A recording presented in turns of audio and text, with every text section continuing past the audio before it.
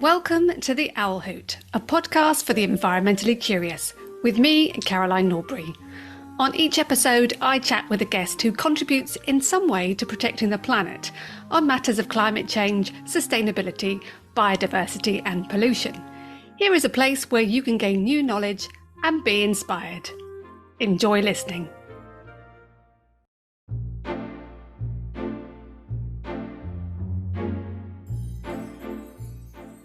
Today I am talking with Jess Strain, a climate and socially conscious textile designer specialising in embroidery. Jess gained a first-class degree in textiles innovation and design at Loughborough University in 2020 and won the Innovate UK Young Innovators Award in 2021. Since graduating, she has founded a sustainable accessories business called Ovrbloom, whilst working as the marketing lead for Tail Production Limited, a video marketing company. I'm so pleased to be chatting with Jess about how her values have shaped her work life and the practicalities of operating a sustainable and ethical fashion business. So welcome, Jess, to the podcast. Hi, thank you so much for having me. It's a pleasure to be here. No, you are most welcome. I'm really excited about having our conversation today. So let me start by asking you about your childhood. I was wondering how or what you can tell me about that led you to lean into environmental concerns. Yeah, so I grew up in a pretty regular family. I grew up in the Midlands. My whole family, we were grew up as meat eaters, and I was never the biggest fan, just like personal taste. I wasn't really aware of anything to do with the environment. I knew in the back of my mind that it was good for the environment not to eat meat, but I had no idea why or how. And then when I was about 12, I went on a trip to France with school, and there was this guy that was vegetarian, and he had the most delicious looking meals made for him that were brought out, and I had to eat lamb and beef, and I always hated those. I just hated it so much. I always picked it out of like roast dinner. I'd always try and eat the chicken last. And so I got home from this trip and I told my dad, because he always did the cooking in the house, I am turning vegetarian, and I've been vegetarian ever since. So that's about 13 years now. And I just have never looked back. I think because for me, I've never enjoyed the taste or the feel of meat. I remember in year 6 SATs, we all got given bacon butties, and I literally took the bacon out and I gave it to my friends, and I just ate the buttered butty. But then as I kind of grew up, I just became increasingly aware about environmentalism and the impact that meat has on that. I watched, just Dave Attenborough programs when I was growing up, and then for like my English essays in GCSE, I did a bit of research around vegetarianism and the impact of meat on the environment. So that was my kind of introduction at a very kind of basic level to the environment and meat, and that, I'd say that was my grounding in it. And I always knew that I wanted to go into fashion and textiles, but it wasn't until kind of later on that these two parts of my life kind of crossed over. That is so interesting that you talk about your vegetarianism or becoming a vegetarian. And it's those things that are within our sort of everyday lives that can connect us with something in exactly the way that you've described. So you've told me a bit about how the environmental came on your radar. What about the creative side? Because you clearly are creative. Where did that come about? That's also a bit of an odd one because no one in my family is creative. Both my parents worked in kind of like the water industry or care or teaching, and neither of my sisters are artistic. They're kind of both in humanities and social sciences, but I was the only one who pursued art. But I just remember being about 10, and I got a little booklet and I started to cut out like clothes for models and kind of looking at catwalks. And I just really distinctly remember thinking in year 6, this is what I want to do. I want to do fashion, I want to do design, I want to be creative. And my kind of previous school in the Midlands, I was in an art class where the art teacher wasn't that encouraging, and I kind of was made to feel like I wasn't that good, and like my friends were kind of better than me, and it wasn't something that I should bother with. But I moved schools, and then in year 6 I had this incredible teacher who kind of changed my life, and she was so supportive. She would really, really encourage me to pursue art because she could tell that I really enjoyed it. And I think that was also the time where I decided that this is what I want to do because I've been given a kind of a little bit of encouragement and like I guess an external validation and kind of vote of confidence that this was something that I could do, which I think is naturally encouraging to anyone. Absolutely. And again, as you rightly say, that human interaction with a really good or a less good teacher can have such an impact on the direction of a young person's life. I'm glad you had that second teacher that was able to give you a bit of a boost to your confidence so that you thought, right, I can definitely go with this. So it was obviously at a young age that you took on the creative sense of direction. What did you do at university, and what was life like then with those two worlds colliding? So I did an art foundation course, which was probably the best decision I ever made. I had always been quite impatient my whole life. I was kind of impatient to get to the next level of education or work or achievements. And so I felt really behind when I didn't go to university straight away like most of my friends, but I stayed in Devon where I lived with my family and did an art foundation course. And I thought, I want to go to London and I want to do fashion. And then I did my foundation course and actually realised that it's texture and colour and pattern that I really loved. It wasn't necessarily the construction of garments. And so that led me into textiles rather than fashion.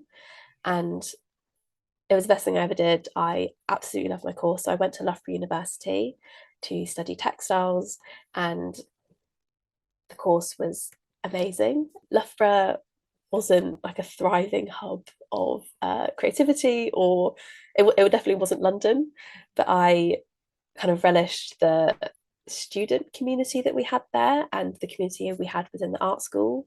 It was a really small art school, so only three art courses, whereas at an arts university you'll have maybe like 100 different arts courses, all of they're very kind of specific. But for us, it was just textiles, fine art, graphics, that was it. And so it allowed it to be quite broad, which I really enjoyed. So there were lots of different pathways within textiles. You could do print, weave, multimedia, or digital pathway. And I chose multimedia, which was, again, the broadest. So you could do plastics, ceramics, metalwork, embroidery, basically anything that didn't fit into the other categories. So I loved it for that. And it allowed me to really explore and to gain confidence in my own craft rather than kind of being constrained by the course and the pathway that I'd chosen. It sounds like you definitely made the right decision and picked well, and it suited you by the sounds of it. So you were on the course that you loved doing, and it obviously taught you lots of things about lots of, quite a varied, as you say, broad. Where did the environmentalism or sort of climate activism come into play? So I kind of went through the whole of my first year just kind of making friends, acclimatizing to university, getting used to my course, figuring out what to do, chose my pathway. And then at the start of second year, a friend posted on Facebook that there had been a kind of like non-violent climate action that happened on campus. And it was with a organization called People and Planet, who are a student-led activist network that run kind of nationally across all the universities in the UK. And I'd never heard of them before, but I kind of liked and shared what they'd done on Facebook. And then my friend messaged me and was like, "Oh, we're running meetings. There's one on Monday. Do you want to come along?" And I was like, "Yeah, absolutely. I'd love to come along." And they just started running a campaign called the Fossil Free campaign, which was campaigning for Loughborough University to divest from fossil fuel investments.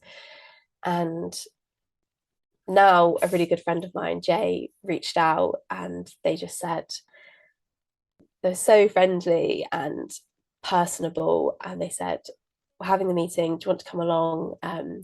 You're more than welcome. If you know anyone else that you think would be interested, bring them along too." And that was my very, very first introduction to anything to do with climate activism, activism in general. And I got involved, kind of playing a part of social media campaigner and videographer. So I had kind of made films in the past, just at family days out, and I had basic knowledge of video editing software. And so I kind of went along to actions that we did on campus and across the town. And I recorded it on just my camera and my phone and edited that together so that we could publish it on social media and get a much bigger reach rather than just the 20, 30-minute action that we were actually doing. It allows you to have thousands and thousands of views online. And so that was my initial introduction to climate activism. And throughout the whole of my second year at university, we ran that campaign for 9 months. And I think it was one of the shortest successful campaigns that was run. And we got the university to divest £132,000 from fossil fuel investments by the end of that 9 months. And I just became more and more involved in People and Planet throughout my time at university. And I went to the national gatherings, which happened in summer, and it was camping in a field in Kent or Manchester for 5 days. And we would have days of workshops of everything to do with kind of protesting, civil disobedience, intersectional environmentalism. I learned so many incredible things, met so many incredible people that I just never would have been able to like connect with elsewhere. And that was inevitably going to cross over into my design work. And so I went on placement year after that, and I kind of had time to work in industry, think about the activism I've been involved with during my second year and the direction I wanted to take my work when I got back to university in my final year. And I think that time was actually really, really important for me to process and think about what I'd learned, the people I'd met, and kind of nourish those connections as well. Yeah. Absolutely. And the divestment of money in fossil fuels, had you heard about that angle about how it related to climate before you going to this meeting? Absolutely not. I hadn't even heard of the word divestment. I had no idea what it meant. I had no idea that universities had investments in fossil fuel companies. The concept of that to me is still kind of wild that we have that. And so learning that, and then at the same time kind of like working on all the behind the scenes agreements, and people from our group would go to meetings with kind of the vice chancellor of the university and other people in kind of very high up leadership roles within the university was a very kind of confronting experience. And I think it was a little bit overwhelming because I kind of didn't have the context before I went right into it. But I learned so much through that experience. Yeah, it sounds like you were obviously successful and in quite a short period of time. Why was that? Why was it so easy to persuade them to withdraw their money from those investments? I think it was due to the team and the people that we had. So Jay and Steph, who they were big players in the group, and I admire them so much. They were so committed to the campaign, and I think it was largely due to their commitment and vision that they had. They thought so broadly and was so forward thinking about where the university should be. And I think it takes that huge leap of kind of mindset shift to then be able to create change. Because if you kind of start thinking small and you think, oh, well, maybe we can just get them to use, I don't know, biodegradable cups in the cafe rather than plastic, I don't know, something really kind of small like that. But they went straight in and they were like, no, we can get this university to divest over £100,000 worth of investments. And it was, I think, through that and the kind of no matter how many times we were told no, how many times the door was shut in our face, how many times, the kind of heckling we received on campus and online, it didn't affect us at all. The motivation was still there. Where was that heckling coming from? It was from just a few kind of individuals on like Facebook groups. It was kind of like, I think we were the butt of quite a few jokes on kind of university Facebook groups, which actually provided great social media content for us. I think it didn't dampen our kind of passion for what we were doing. So if anything, it was kind of, we joked about it in meetings and we were like, oh, look at what's been said about us online this week. Um, yeah, just kind of jokes, memes, a lot of memes. We could talk for at least for 30 minutes just on that alone, which I won't. But it's a fascinating thing because it builds resilience within the group.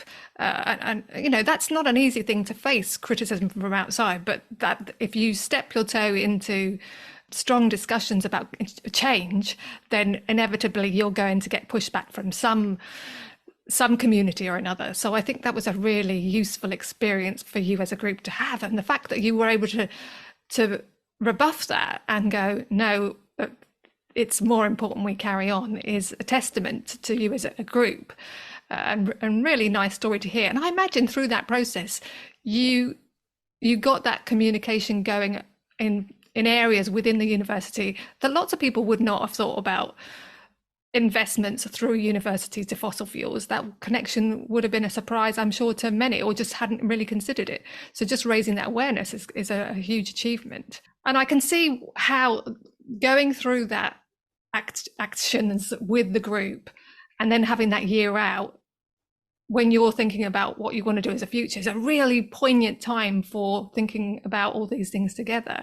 So you come into your fourth year. Have you already by that time then sort of consolidated all this information, all this action to a clear direction?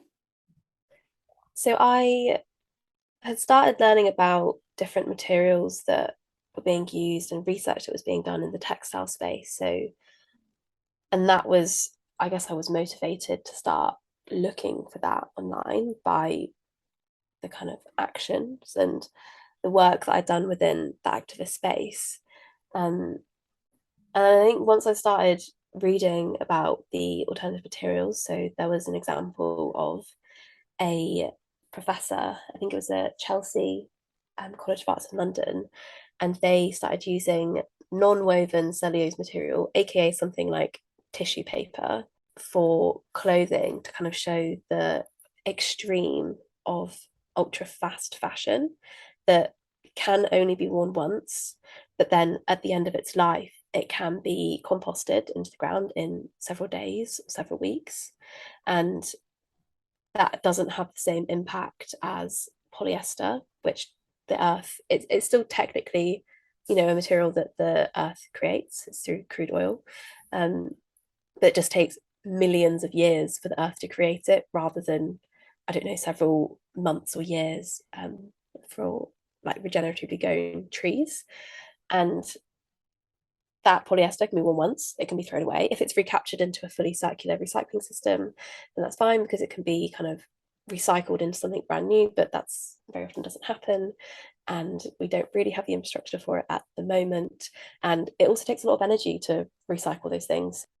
You're making really, really useful points about the fashion industry as a whole and the pros and cons of which direction they take. And we all think we're doing brilliantly if we recycle our clothes, but it's not. It shouldn't perhaps be the first point of call within the industry to recycle. No, often you kind of put your clothes in Salvation Army bins and they are, it's called downcycling, where they're kind of turned into rags and often sold off to Africa for kind of just money, and it's not recycled, it's just put into landfill. Or often they say it's zero to landfill, which actually means that they're incinerating quite a lot of the rubbish or waste or textiles. And even I, when I was working in a cafe, was like, oh, the waste collection is zero to landfill. That's amazing. It must mean that everything gets fully recycled. And then someone mentioned to me, actually, no, it's often just burnt and not recycled. So it's a very complex answer. There is no blanket solution. There's no kind of, yeah, we should just recycle everything, or yeah, everything should just be made to be modular and be able to take it apart and replaced. It's a nuanced answer that needs to be kind of fit for purpose for different industries or different solutions. So tell me a bit about how the direction that you've gone into is very entrepreneurial. You've decided to do something from scratch. How did that come about? So I think that kind of mainly came about through graduating in the middle of COVID. So I graduated pretty much in the first lockdown, and I was told to go home, middle of my graduate collection, and then I was in home. I was at home in Devon, and I'd imagined myself doing all of these graduate shows and having my end of degree show at Loughborough and then going to designers in London and kind of meeting with industry and showing my collection of designs and potentially working for different brands in London. But that just didn't happen. And so I was at home in Devon and I got a residency back at my foundation course. So I was at a few days a week where I could think about what I really wanted to do, start looking at grants, start looking at funding. I had the support from peers, other graduates who I was with, and the tutors, and also the kind of inspiration and energy that came from the foundation students that I was working with, because they were so full of life and ideas and motivation. And it was so refreshing to see because they were on the other side of that university journey. So that was a great environment for me to start thinking about what do I want to do with my time and the ideas that I have. And I started engaging with my enterprise network at my university. So Loughborough University's enterprise network, where I was still working with, and they've been an incredible resource for me. I've learned so much about entrepreneurship and business because that's not taught in arts degrees, or I think a lot of degrees, to be honest. The kind of bricks and mortar of business, it can't really be taught in academia. And so I learned a lot of that through courses that I did with them. And that slowly started to build my confidence again, kind of that external validation and things happening and meeting other people. And I think one of the most important things I found is surrounding myself with people who are going through similar things and people that I find aspirational and are doing things that I would really like to do, but I find them a bit scary. And I think by kind of networking and by meeting those people, I can kind of get a look into what the day-to-day life is and start learning about, I don't know, people I need to speak to or different ways I need to think about what I'm doing. And it was when I was in Devon that I applied for the Young Innovators Grant, which has been absolutely life-changing. It has been a massive accelerator for me to be introduced to people who are doing incredible things. So other people on the Young Innovators Award are raising kind of £500,000 investment for a medical implant that replicates bone structure, and that's wildly different to where I was when I was coming out of university. And so it comes back to that, surrounding yourself with people. I mean, there's that saying that you become the 5 people that you surround yourself with. Yeah, yeah, and as you say, it doesn't necessarily need to be people exactly on the same journey that you are. If they're going through a similar process, but with in a different business or a different idea, but still you can generate similar sorts of ideas and thinking, because the sort of premise of getting a new business off the ground has all the sort of hallmarks, sales and marketing. Is it a good product? How do we get it out there? All that sort of stuff is the same, isn't it? So it sounds like you're an excellent network and you saw what needed to be done within your sphere. So in terms of the actual hat bag that you produce, why did you decide? I mean, I can see from your background that your eyes have been open to environmental issues. Was it an obvious choice to make your designs incorporate all that other side of your experience? Yeah, I kind of see my world having come together from activism and design and entrepreneurship now, and I find those three quite hard to grapple with and to pull into one solution. And so I'm often very conflicted about kind of what I'm doing and if it's right for me, for the planet, for what makes me happy, if it aligns with my values. And so I decided that actually a product-based business would be an amazing way to learn all of the kind of obstacles that sustainable fashion businesses struggle with, and the hurdles that they come to when they're designing or they want to make their supply chain more ethical or sustainable. And so I kind of decided on a design, which was the fun, nice, easy bit for me that I really enjoyed. And that was kind of secondary to actually what I really wanted to do was to make a radically transparent fashion business. So I was looking at lots of brands, and even throughout my final year when I was looking at fabrics, and I'd kind of ask I go into a shop and I say, oh, do you know where this is from? Do you know who made it? Do you know if they're paid a fair wage? And they either wouldn't know or they wouldn't tell me. There was just it felt like I was walking into brick wall after brick wall as both like a business owner, and then not to mention all of the greenwashing that happens in the fashion industry, which has always been a huge frustration, because knowing about textiles and what happens in supply chains, when you see certain large brands dishing out very generalized statements about their collections or their fabrics or the impact it's having, it's really frustrating when I kind of talk to people about it, and the everyday consumer doesn't know any better. They will take on board what these big brands are saying, and they'll kind of feed it back to me and say, oh, but X company is doing this, isn't that amazing? And I'm like, it's yeah, it might seem amazing on the surface, but actually that is still feeding their capitalist business model, which wants you to buy more, waste more, take more. They're not entering all of that recycled garments into a circular system yet. There just isn't the infrastructure for that. And so transparency has always been front and center for me. And I want to tell people where my suppliers are. I want to show them that my employees are paid a fair wage.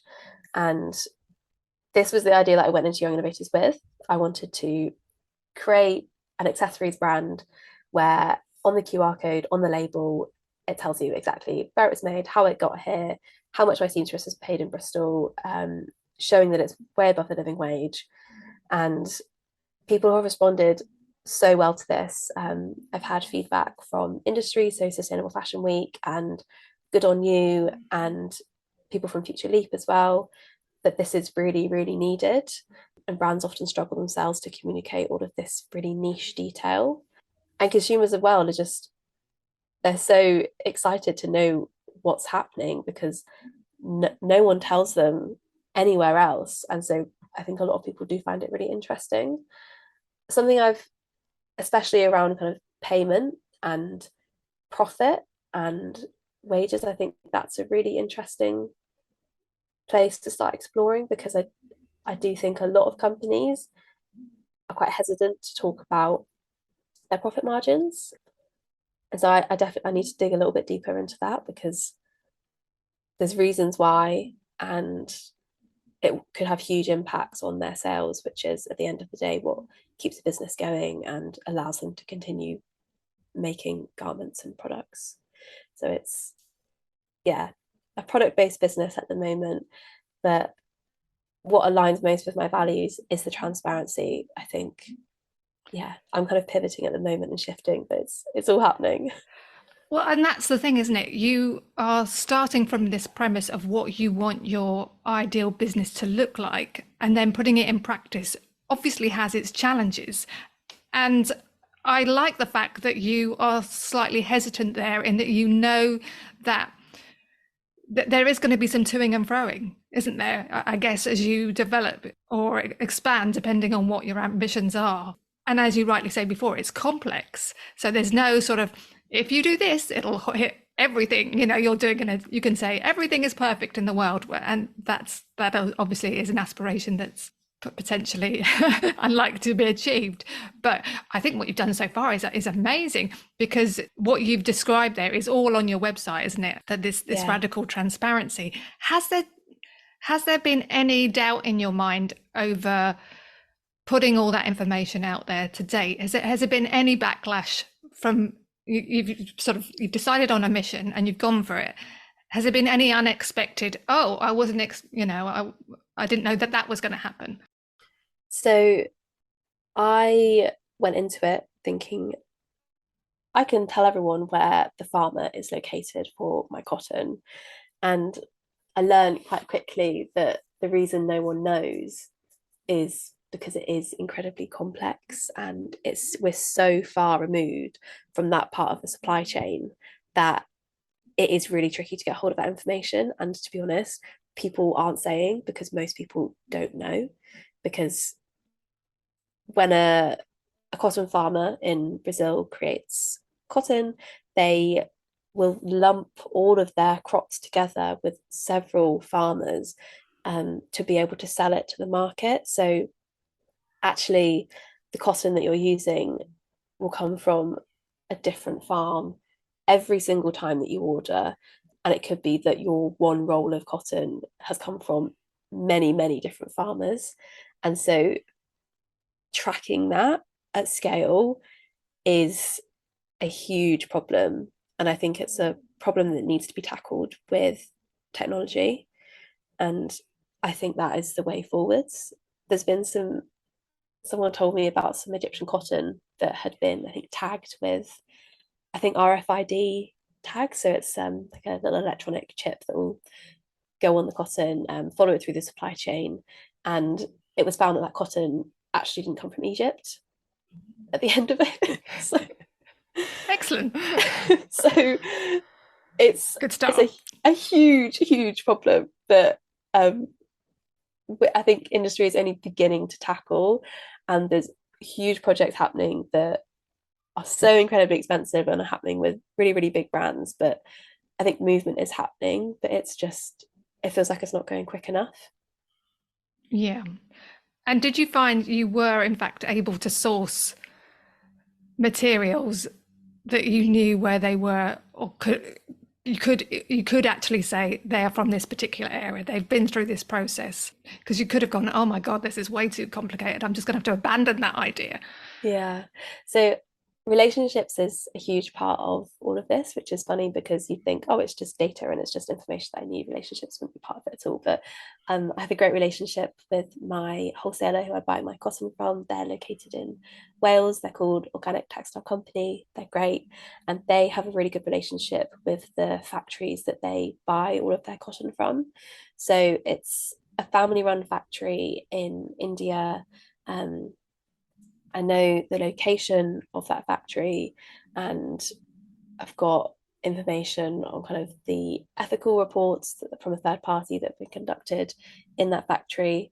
But the origin of the cotton that I'm using, the information that I got back from them was it's from India and it will be a different location for every role. And that was the most that I could get. And I think that is the most information that a lot of a lot of companies without investing a lot of money into tech, that's the level you'll be able to get. Yeah. Okay. So perhaps at this point, I can see how it's all come together. Perhaps you ought to describe what it is your accessory looks like so somebody can visualize all the love that's gone into this particular accessory.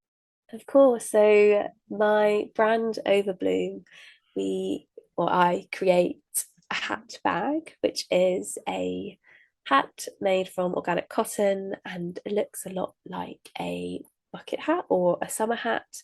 And within the brim, it has a handle, so it turns into a hat bag. So it's a multifunctional hat bag that's designed and made here in Bristol. So I made a few of them, and I've also worked with an incredible seamstress called Izzy, and she now makes my hat bags. And I feel so lucky to have, again, formed such a lovely relationship with my seamstress, who is so local. She lives about 5 minutes from my old studio, so I could just literally drop it off. Her studio was about a 4 minute walk down the road. I'd kind of go and drop off all of my bits of cotton to her, and I hand paint some of the designs, and they're all in limited edition runs of just 15 of each, just to keep them super small. They're really bespoke. All of the hand painted designs are completely unique because I literally hand paint all the fabric. It's not something that I hand painted and I sent off to get printed in a repeat pattern. So they're all unique, and they've definitely been the best sellers. The hand painted design, people just love, I think, the artist touch that comes with that, and that for me feels completely natural, and it's fun and kind of exciting. And then with each of the hat bags, there's a QR code on the label.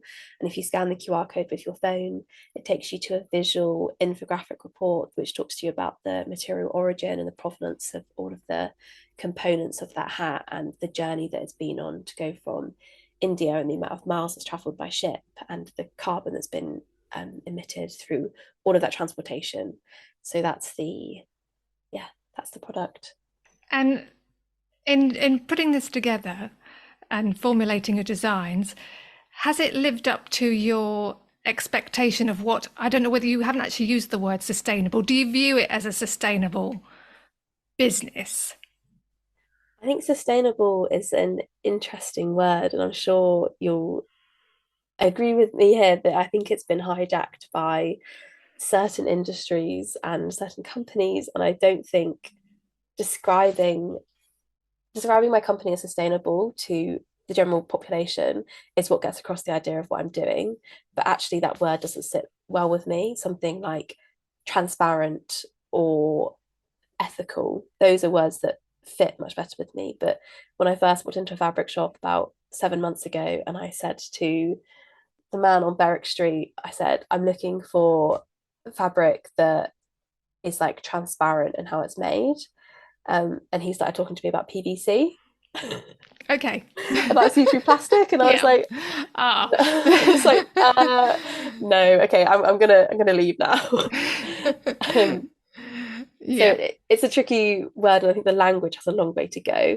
And we've come leaps and bounds from 50 years ago when kind of sustainability wasn't around, it wasn't a word that existed. But now I don't think it has a true meaning. And I think words like transparent and circular, so the circular economy and circular systems, they mean a lot more than kind of sustainable and recycling, which actually have been hijacked.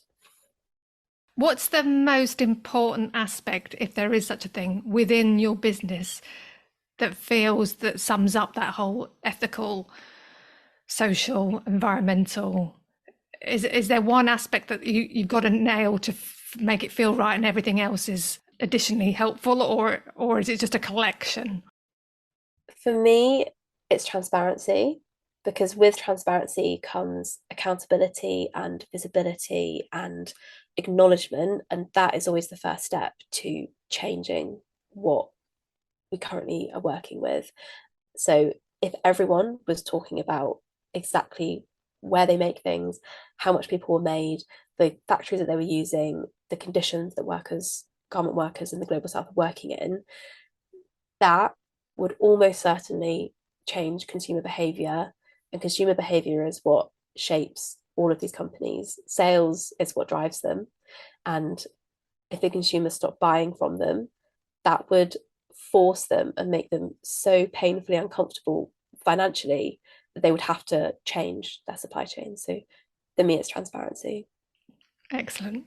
And I wonder when, in terms of, you're right at the beginning of your career, what your future ambitions are, and whether you and sort of a growing movement have how much influence you have on the wider fashion business. So where are you going, and what influence do you think you'll have? So I want to move away from being a product-based business. I want to move into creating a service that will help other businesses become more transparent in their supply chains. So enabling some kind of tracking software that would allow visibility over a company's supply chain, and then being able to link that to each product, and for that information to be changed, so live updates of if the supplier changed or if the manufacturer changed, and also visibility over that consumer life cycle as well. So if they want to send it back for repairs, if they want to recycle it, if they want to reorder it, if they want to somehow engage with that product again, not only does that allow the customer to be able to have, you know, communication with the original supplier, but it allows the company who manufactured it to have visibility over what their consumers are doing. And I think that the data that could be harnessed from that is so powerful, because it would create a full picture over how customers are really engaging with the products that they're buying. I think there's a lot of potential for it, especially within like authenticating fake goods or like luxury goods. That has huge potential for that. So that is my focus. That's what I would really like to work on. I'm about to go work in Spain for a few months with an organic cotton manufacturer, and they work with farmers in Brazil, and they kind of oversee the whole of that supply chain from farmer to spinner to weaver. and then they distribute and sell that fabric. So I'm really hoping to get a lot of niche insight into how they work, their supply chain, the struggles that they have within that. And I think I can take a lot of those learnings and help other companies with that. And so that's the kind of immediate next 3 months. So I'm leaving Spain in a few weeks, and that's for 3 months. And then I'm looking to create a service that will help other businesses. And I think the impact of that could be huge. I think food is an industry that's leaps and bounds ahead of where fashion is. So there's a lot of work being done there over kind of tracking of like carbon within food chains and the visibility over where it's come from. So I mean things like wine, you know exactly the farm where your grapes have come from, but that just doesn't happen within fashion. I think we can learn a lot from other industries, and yeah, that's my vision. I see all fashion brands being fully transparent, which would force the hand of them to have more ethical supply chains that would benefit both the garment workers and everyone involved in that supply chain, as well as the planet, because the whole thing is interconnected, and you can't kind of ignore the issue of like racism that exists within fashion, and the kind of the cultural nuances that exist within countries where we source all of our fabric from. That needs to be addressed and accounted for when we're looking at it. So it's a huge issue, but I'm just kind of starting to delve into all of these topics, and again gaining the confidence myself that it's something that I can learn about. And even if I'm not an expert in this field, it doesn't mean that I can't tackle it. It just means I need to talk to the right people and be in front of the right people at the right times to be able to make change happen. Absolutely. That sounds super exciting. And I wonder, this view, the vision that you have, it sounds well needed. Do you think, because the fashion business can be very linear, and you talked about a circular economy whereby we continue to reuse the resources rather than them all ending up in landfill, do you think the fact that you'll be able to have that transparency through will sort of drive the circular part of the fashion business? Absolutely, because it'll allow brands to keep a hold of those materials that they've produced, because producing a ton of cotton takes an incredible amount of money and energy and light and water and carbon and all of those things. And so to just throw that away would would be ridiculous, because you're throwing away all of these natural resources that you've put in. Whereas if you could take all of that back, you're saving so much. I mean, it takes energy to recycle all of it and to reprocess it, but that doesn't compare to what it would take to create a new ton of virgin cotton. So I think having that transparency and visibility over all of these materials will definitely allow for us to start working with system change. And that's what needs to happen for the circular economy to exist within the infrastructure that we have. And we're not there yet. Our kind of systems and infrastructure doesn't support it, but we're working towards it. And there's so many incredible people and companies doing work towards it.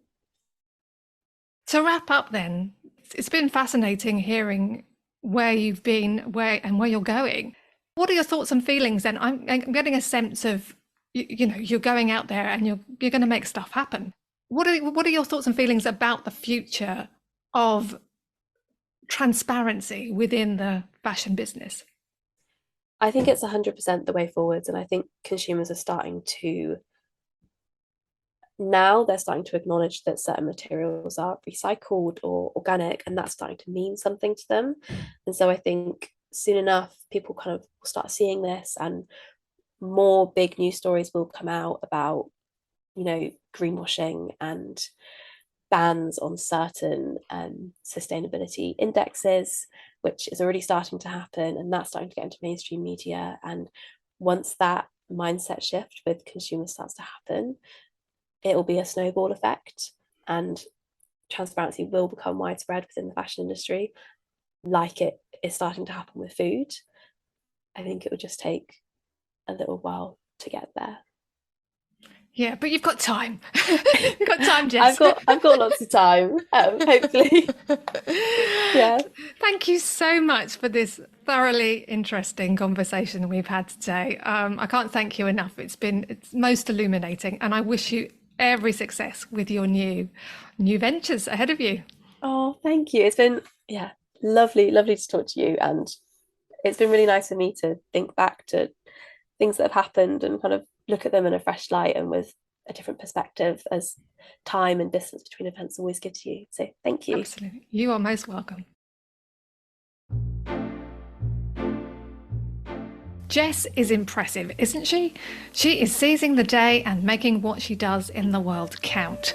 It is listening to stories such as Jess's that I feel hopeful about the future.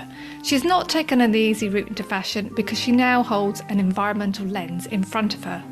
With her creativity and enthusiasm alongside her curiosity into how things work and not accepting the status quo as the only way, she is striving for change.